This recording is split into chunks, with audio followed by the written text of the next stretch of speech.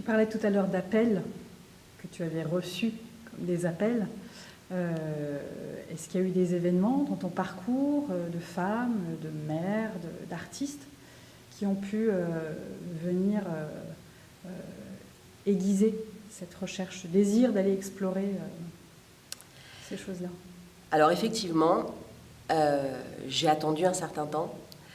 Je me suis contrainte un certain temps. Je me suis faite toute petite et j'ai en partie disparu un certain temps en tant que femme.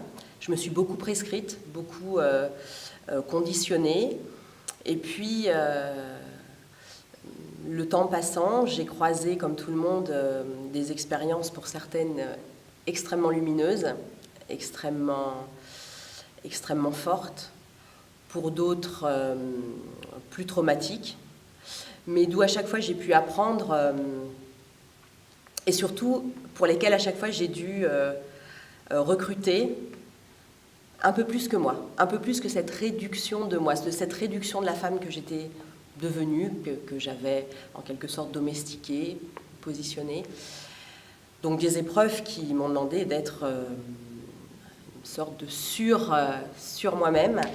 Et je me suis rendu compte qu'en fait, j'avais tout en moi. Je pouvais aller chercher une partie de femmes que je n'avais pas tant que ça sollicité jusqu'ici, mais qui étaient là, fidèles, à l'écoute, extrêmement pleines de vitalité, prêtes à surgir, qui ne demandaient que ça, et qui en fait, depuis très longtemps, me racontaient énormément de choses, me soufflaient énormément de choses aux oreilles, voilà, déclenchaient du vent dans mes cheveux, sans doute me faisaient des petits croche-pattes de temps en temps pour accélérer mes courses ou mes danses.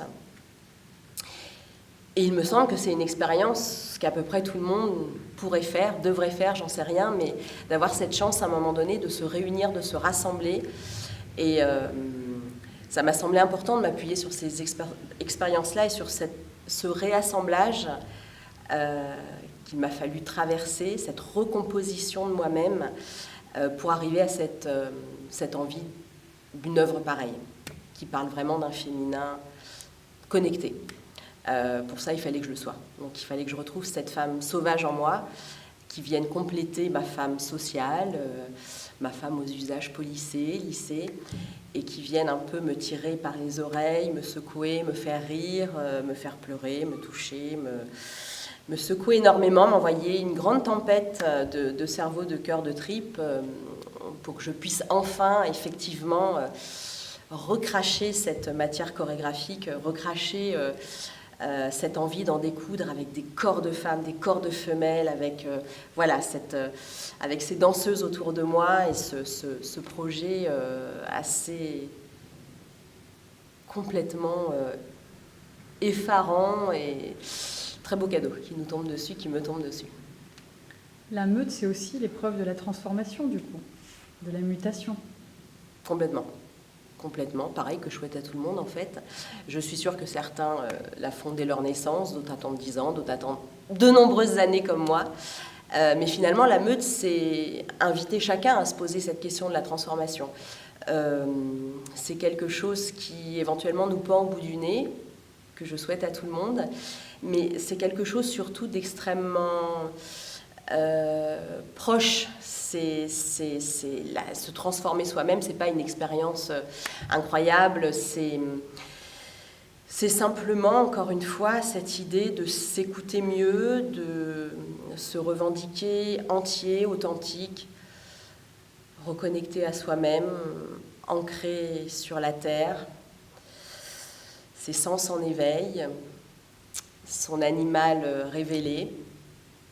On a tout en nous pour ça, pour se transformer. Et même plus que se transformer, c'est peut-être tout simplement réassembler des pièces, des petits morceaux d'os, comme dit Clarissa Pinkola Estés dans son livre « Femme qui court avec les loups ». Réassembler ces petits morceaux d'os, trouver son champ autour de nous-mêmes, en train de se rassembler, et revenir au monde totalement régénéré, totalement entier, plein, à l'écoute.